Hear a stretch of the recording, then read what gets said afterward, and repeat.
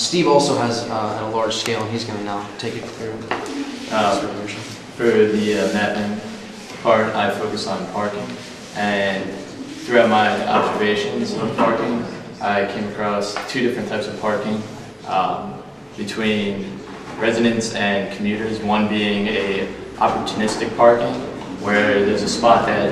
could fit a car or a Vespa, a person would do so, where there's the assigned parking. And these spots are usually designated with blue lines, like as you can see with what I'm showing here. If you walk from this back portion, it's almost like you're starting at Porto Romano and you're walking into the city. So you start with an image actually at Porto Romano,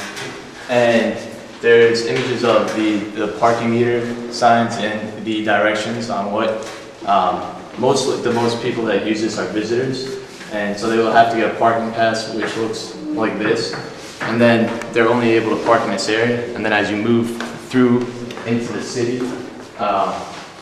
there's limits that the city creates, and that's in terms of vehicle type, where I noticed that a lot of vehicles go from maybe buses and trucks and cars into smaller vehicles such as Vespas, and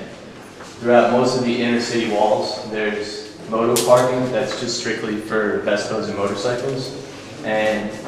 also there's also limits in terms of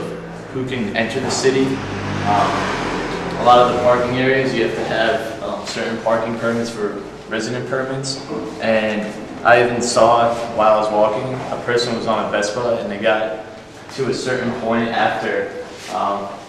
right before the compo, that they had to turn around on their Vespa because the cop told them to, because they didn't have proper papers or authority. And then as you work your way through the city, also once we talk about this next, there's going to be points on the map that designates the type of vehicle parking, Vespa, moto versus vans and cars.